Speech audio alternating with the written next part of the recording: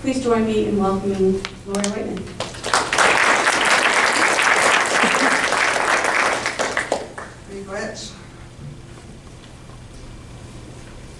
I don't know if I should drink hot or cold. I've got a bit of a cold that's been dragging on, so I'm just really deathly afraid of starting to cough up here. And if I do, you'll know that's the reason why I need to step aside for a moment. So I have our little fellow up there on the screen. So I want to say, Han, Anin Shikwa, Tansi. It's an honor to be here today on the Treaty 1 territory. I want to thank the Learning Bar for organizing this wonderful day of sharing and learning. I was asked to share a little bit about the work I'm doing in Treaty 4 territory with the Alliance, and I'm really happy to do that. As was said, T4EA takes pride in setting a standard of excellence and innovation despite our chronic and ongoing lack of capacity and funding. As a Confident Learners organization, we have supported and fully immersed ourselves in a program that we believe in and which we've been honored to be part of in the development and creation of since the beginning. Our partnership with the Learning Bar began in 2010 when we began our orientation and training with the Early Years Evaluation and the Tell Them From Me survey, and we've implemented both of them since then with all of our schools. Our ancestors have always known that our best hope for survival and the well-being of our nations will come from creating a safe, loving, and nurturing environment for our little ones. This is evident in how our people talk about our children. I know shamefully few Dakota words, but I do know that a child in Dakota is called Wakam Heja.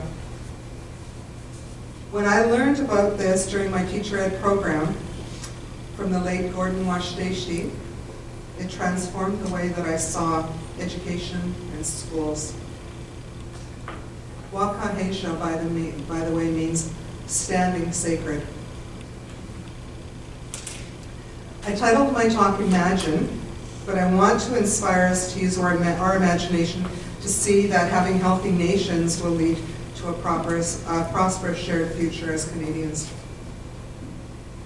I want to share a little bit about myself, who I am and where I come from. I've been given two names besides my English name, Laura, which actually my legal name is Laura. I go by Lori Whiteman, which is, I know, an irony. I'll have a little bit more to share about that. Both of my names, Dakota and Soto names, inspire me to live up to them every single day of my life. Both of them come from the sky. I have two daughters, and they have given me three sweet little grandkids. My father's family is Soto, Anishinaabe, and my mother's family is Dakota, or Sioux, as we used to be called. My road in life has been a winding one. I am a walking statistic, a walking demographic of our population that researchers, policymakers are trying to figure out what to do about. My Dakota ancestors traveled through southern Manitoba back in the 1860s after the Minnesota Uprising. Before then and since then, my people have moved and traveled, following the buffalo, following the trade, moving with the seasons. The first white man was actually Washichu Wajina, which translates to roughly one who takes the fat, or one white man standing alone. He was Old Dakota, a warrior who was trained to ensure that the women, children, and elders of his nation were protected. When they were forced north into southern Manitoba, he stayed back to engage in battle with the soldiers who were trying to stop them from fleeing the American dream. His son Tom was a little boy at that time, and he ended up traveling up to Whitecap First Nation and then down and settled into the Standing Buffalo Dakota Nation, which is just outside of Fort Capel. He settled there with his wife, who was my great-great-grandmother. People remember Tom as the old man who would walk the 16 or so kilometers from the res on Standing Buffalo over to LeBret Indian Residential School. This is where his children and grandchildren were taken from them and placed. So Google tells me that the walk that my great-great-grandpa Tom would have taken about 3.5 hours one way. He was an old feller at that time, so I imagine that would have been a good full day for him of walking. On his way there, he would pass Fort Sand, the sanatorium in the Qu'Appelle Valley, TB sanatorium where my grandmother was, and she ended up dying from TB there. TB, as you know, is a disease of poverty. Sometimes when he got there, if he was lucky enough to see one of the kids, he might give the little guy or girl a dime before he left. When my grandma died, she left behind my 2-year-old mother. That was in 1948. Back then, after years of families being torn apart, poverty, struggles, Standing Buffalo Dakota First Nation was also dealing with alcohol and its effects. My great-grandmother took my mother in to raise her with her own 4-year-old daughter, but soon alcohol took its toll and it took her as well, leaving the 2 little girls to bounce around between relatives. My mother ended up in LeBret as well, and for those people who remember her, they said it was better than her life on the res at the time. She left school at age 16 and then had me at age 18. I stayed with her for about a year before being scooped and placed in foster care. It took me many, many years to circle back and find out where I came from and who I was. By then, I had been completely disconnected from my culture and language for decades. When I had my own kids, I started to awaken to the need to find out. But by then, my mother was nowhere to be found. She had vanished and is now among the more than 1,100 murdered and missing Indigenous women in Canada. As the leader of an educational organization, much of my time is spent considering a better way forward than what was afforded to me, my family. And I can't imagine how my life, my kids, my grandkids' lives would have been different had we had the opportunity to experience my beautiful Dakota culture, my beautiful Anishinaabe culture, without the distortions that were caused by the pain, poverty, and suffering that we've all experienced. I want all of the kids that attend the schools in Treaty 4 Educational Alliance to become nation builders. I want my grandkids to be nation builders. I want your grandkids to be nation builders. I think in my mind that if we're busy building, that we have little time for destroying. So what is a Treaty 4 nation builder? Well, I want to start by saying that this is a concept that we're still working on right now with communities. It's not something that we as an organization or people who are hired by the 12 nations that we serve are going to come in and say this is what it's going to be. We take very seriously that if we're going to find a way forward, that we have to engage our communities, especially elders, knowledge keepers, language keepers in our communities at every step of the way. So all along the way, we've been working with our communities to define this term. In 2009, when I took this job with T4A, I was the organization's first employee. I had about $1 million. Well, it wasn't mine. I had about $1 million, and I had a little office space at the Treaty 4 Governance Center in Fort Qu'Appelle, and very little else. So I set about in 2009 to hire some staff, to get some more people on board, and to start to think about what it was we were going to do. And all along the way, I was bumping up against those structures that have become very common in First Nations education, such as INAC. And I've come to know a lot of really great people in the department, and they themselves say they don't get it. They don't get their funding formulas. They don't get why things are the way that they are. We've all just come to accept it.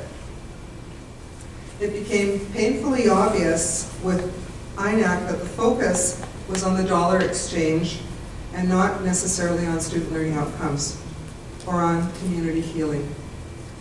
Even with our proposal-driven First Nations Student Success Program Fund, it focused us on literacy, numeracy, and student retention, but the reporting was less about what was happening with kids and more about how the dollars were or weren't being spent. Regardless, it's not a sustainable model. We know that. It's inadequate, and it will only take us so far. I knew that in 2009. So with the people that started to come working for us, with the communities that we were working with, we sat down and said, well, we've got this money. We've got an opportunity here, so what can we do with it? How far can we take this? And from those early dialogues sprang the notion of the Treaty 4 Nation Builder. And also our decision to focus at that time on early learning. The goal of Treaty 4 Nation Builders is about skills, knowledge, and values or characteristics of the young people so that they know who they are and where they come from. And that they are prepared with the skills that they need and that they can walk forward respectfully in many worlds.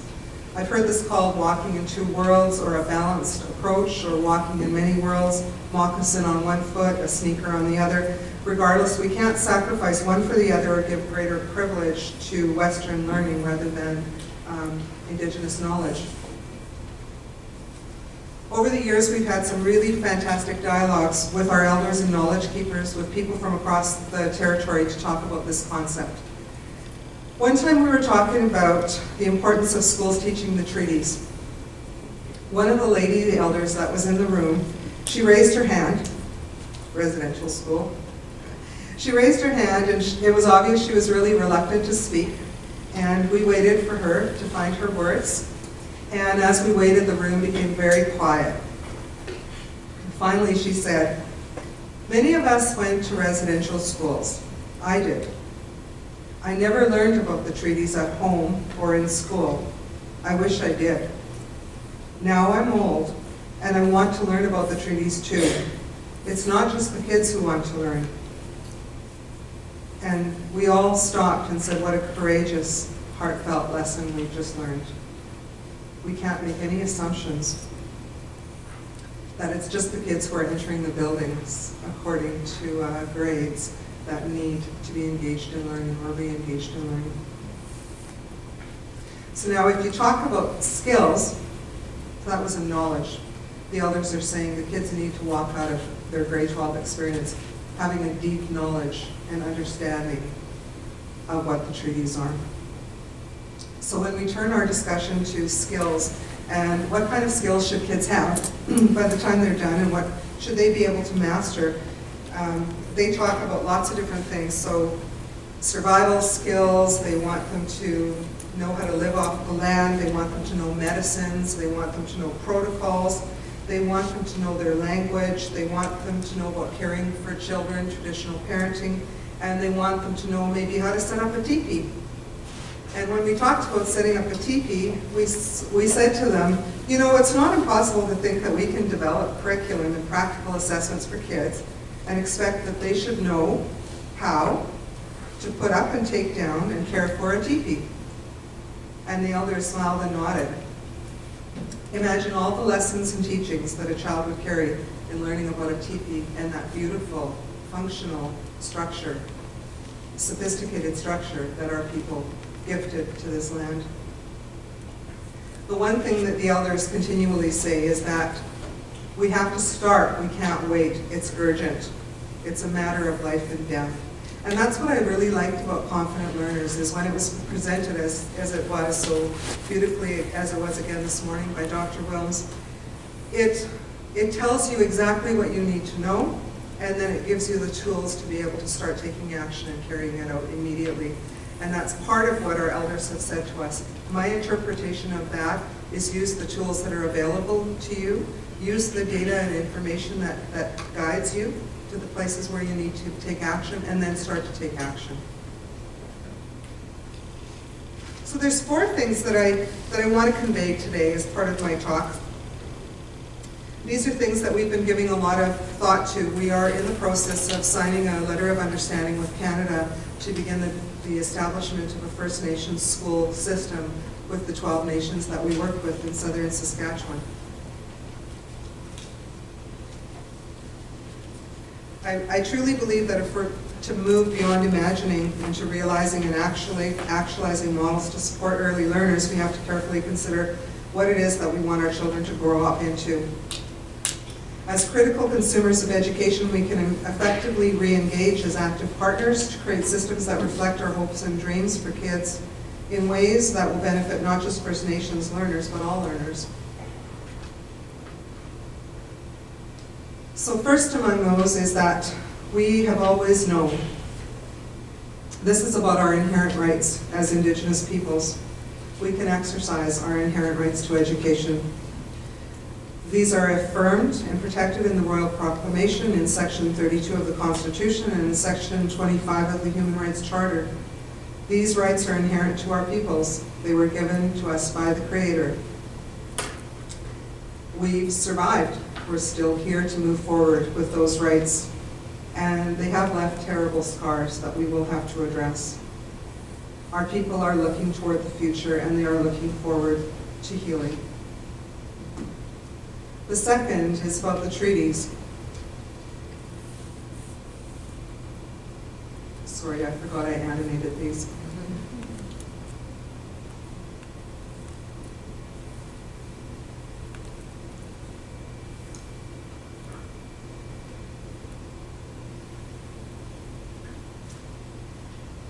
The second is about the promise that was made, our treaty rights. And the treaty rights were made with the Crown, not with Canada.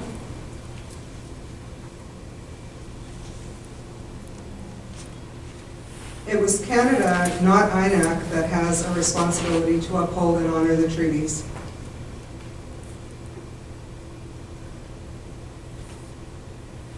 The promise for education to learn the cunning of the white man, not me, in order to live and prosper and to provide. This was documented in our treaties. And lastly, our elders remind us that our ancestors signed this treaty as a living document. It's meant to be there as long as the sun shines, the grass grows, and the rivers run.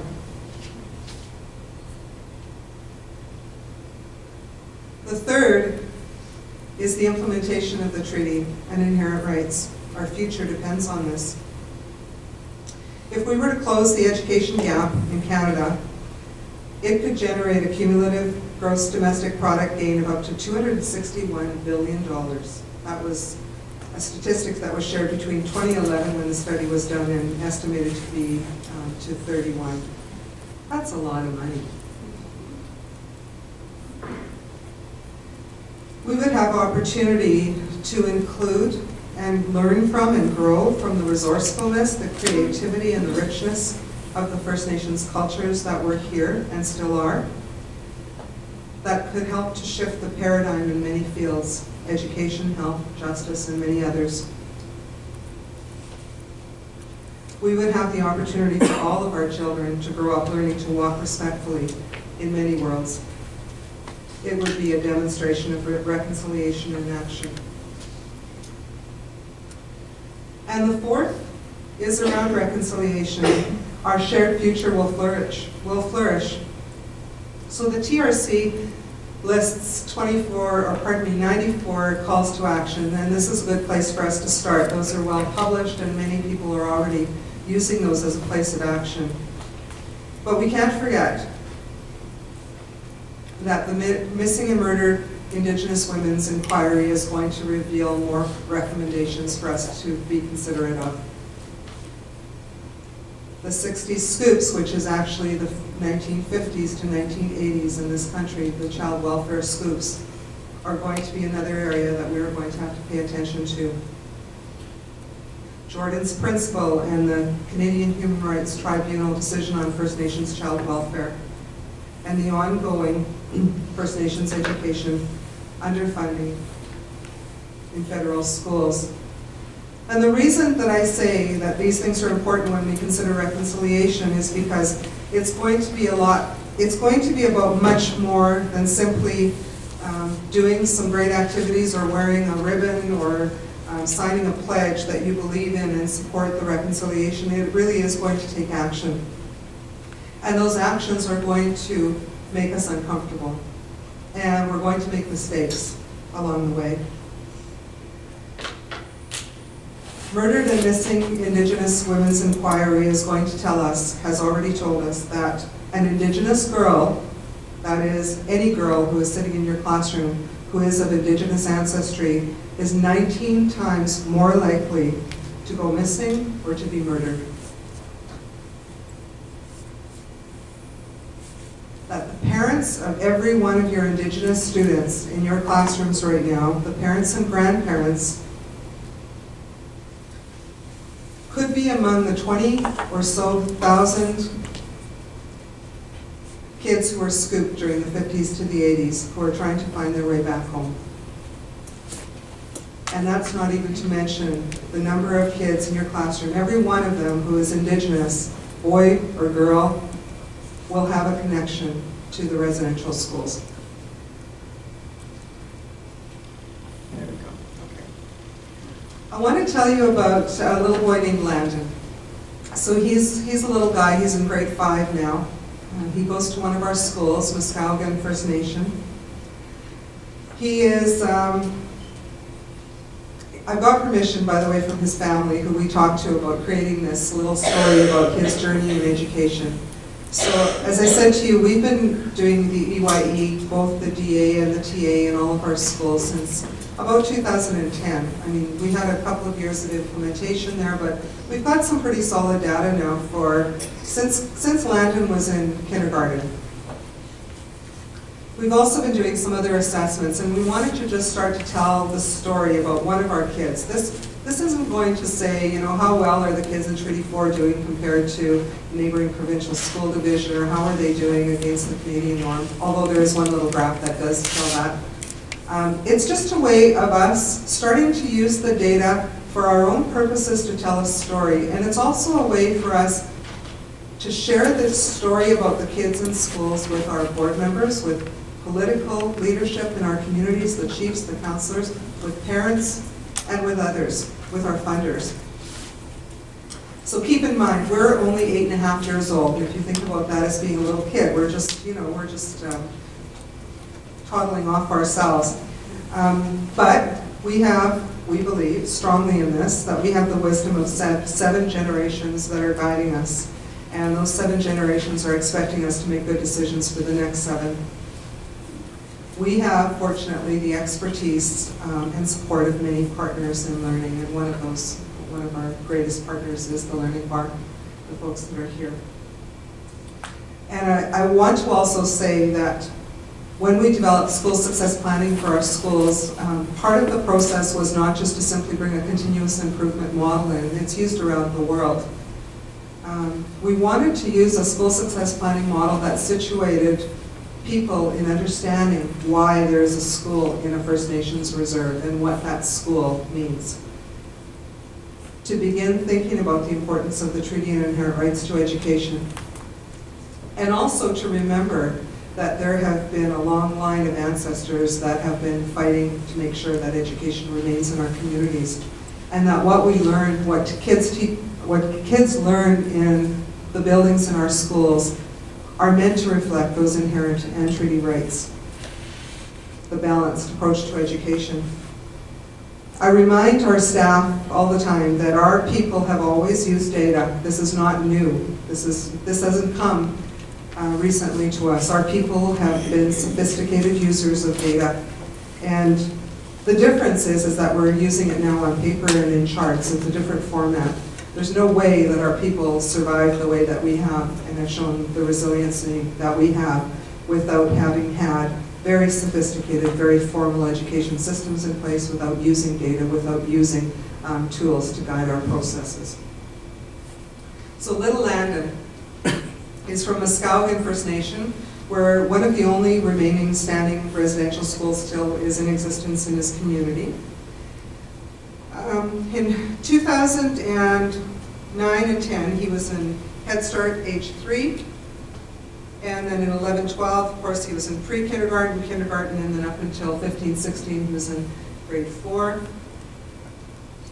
This gives you an idea of Landon's sorry, it's not flipping on the screen for me. I'm looking for my technology gal.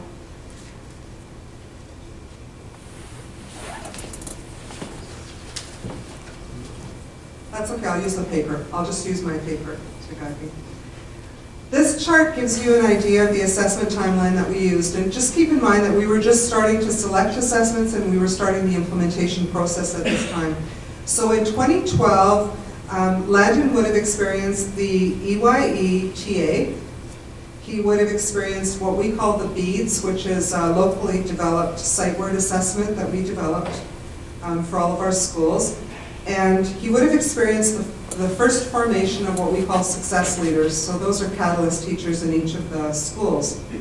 In 2013, he would have also, again, had the DA and the TA, and he would have had the BEADS sight word assessment again. In 14, again, he would have continued with that cycle. And what's different here is that he would have also had the benchmarking from Fountas and Pinnell. He would have been part of the first grade 3 reading assessment done with the CAT 4. And we would have introduced his school to the Confident Learners First Nations Literacy Initiative. In 2015, he went through all of those assessments again. He was part of the CAT 4, and he was part of the Wave 1 of the Confident Learners First Nation Literacy.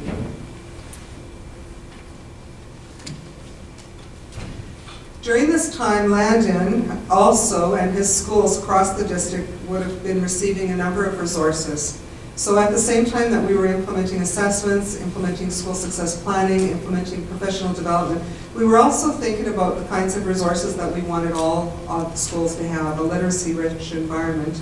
So in 2009, the first year, we purchased the Scholastic K-3 Balanced Literacy Program, the Literacy Place resources for all of our schools, and had associated PD with it. We also promoted the Saskatchewan policy guidelines for pre-kindergarten in Saskatchewan and the Kindergarten Saskatchewan Curriculum Guide. In 2010, we introduced the Eagle Crest K-3 and we leveled them and introduced them as guided reading resources. Those are from their West Coast, their First Nations resources.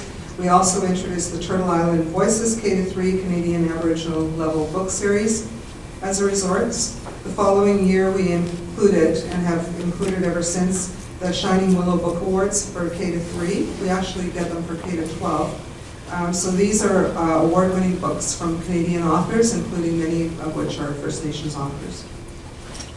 We also purchased the Circle of Life, which is, I believe it's a Nelson product, level book series, the Fountas and Pinnell benchmarking systems, and the Shining Willow. And then in 2012, we added to the Fountas and Pinnell. At the same time, the implementation and the PD was occurring, and then for every year since then, we've added the resources for Scholastic, for the Circle of Life, and for the Shining Willow Book Awards that every school gets. Some of the professional development that would have been occurring during these first 5 years of Landon, in that first year we were building our partnerships with friends across the nation. And one of those first friendships that we made was with Dr. Barry Bennett, whose life's work has been around instructional intelligence, instructional practices, and classroom management. So we began in servicing all of our teachers with instructional intelligence, provided the resources to them, and really worked with the teachers to help them understand the importance of planning for effective instruction. In that year, we also provided intensive support for teachers to learn about the EYE and Scholastic and the resources that they would have received. In 2013, we packaged up and began to build the capacity building models. So our approach has always been that we're not here to do for you, we're here to do with you in schools. We're here to support you in growing and developing and taking leadership and ownership for the work that you do with children. So our early years success leaders team began to meet and began to plan together. In 2014, we added the tribe certification process, so this is an attachment to the instructional intelligence work we've done with vary, and it's a step-by-step teaching process to achieve specific learning goals around four, they call it agreements: attentive listening, appreciation, mutual respect, the right to pass. Then the students learn a set of collaborative skills that they can work well together in long-term groups. So this really is to promote a way of, at the same time we're developing the PLC model with the teachers and collaboration among the teachers, we're also working with them to practice and to reinforce the importance of having kids work together effectively. So kids would be helping each other to work on tasks, set goals, solve problems, monitor, assess programs, celebrate achievements, etc. So here's little Landon. A little bit of background. I've already told you about this. That's Landon in pre-K. The assessment cycle there was he had the EYE. You've already heard about what that is about, so I won't repeat that. In that year, 2011, we were working with 18 schools, and we had 131 out of 213K students that participated in the survey in that year, 62% participation rate. And here's a little bit of the data on Landon. So this was in fall 2011, and this was the direct assessment.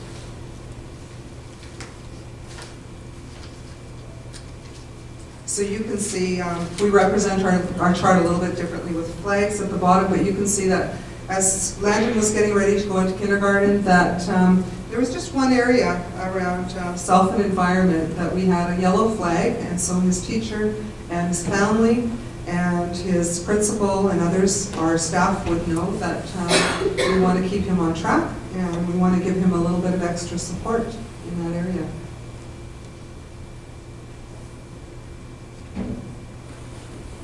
So at the same time, we were developing our own local assessment for sight word analysis. So we used a number of different sight words, and we came up with our own model. We call it BEADS, which is an acronym for Beginning Early and Developing Strong. So you can see that in spring of kindergarten, we would expect the child to know 39 words, and then all the way up to spring of grade 2, we would expect them to know 225 words. So he participates in that, and there's this BEADS assessment, and he was really on track. He had 39 out of 39 words. He was ready to go. Continued, added the reading benchmarks, the F&P. It was the orange system that he would have been using that year. We assessed him again in grade 1 for his sight word analysis, and we discovered that he had 71 out of 131 words. So his teacher had some information to provide. They had some collaboration so that they could support him with acquiring those sight words. Fountas and Pinnell, level of literacy. So in grade 1 in the fall, he was at a level A, and by the spring, he was at a level H. Continuing on in grade 1 with his benchmarking, he was right on track.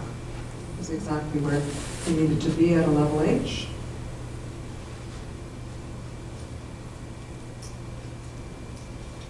Grade 2, in the spring, he was at an H, as we saw.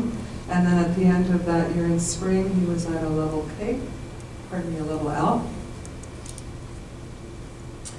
And then the assessment continues with the reading benchmark, guided reading groups, and we can see again that Landon was right on track. Again, the BEADS, we assessed his BEADS words again, and he had moved up from, I can't remember what it was originally, but he is now at 168 out of 225 words that he should know by the time he's finished grade 2.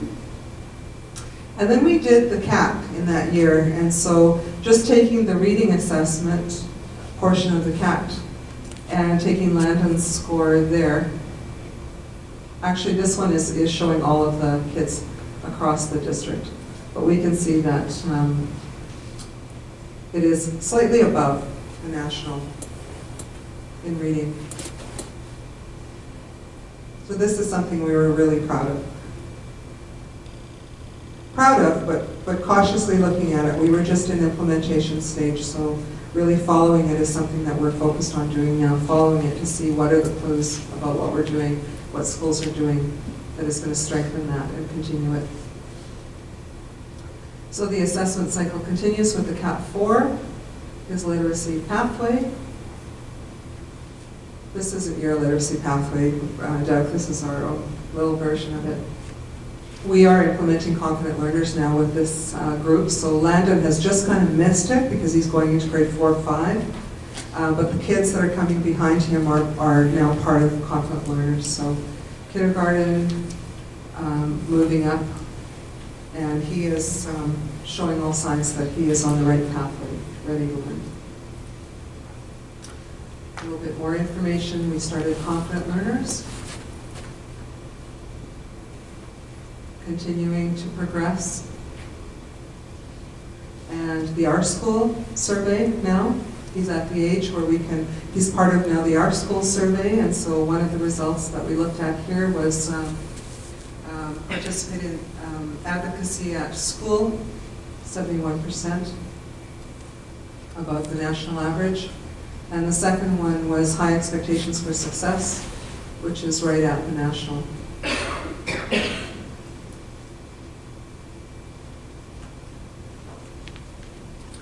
This is a little chart that shows the skills challenge that we reported in this year. So kids that are reporting that they had low skills, high challenges, high skills, low challenges, and those that are right in the median.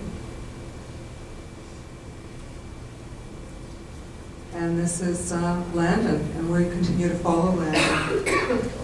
And listening to me and sharing a little bit about what we're doing at Treaty 4 Education Alliance and about the work that I'm doing.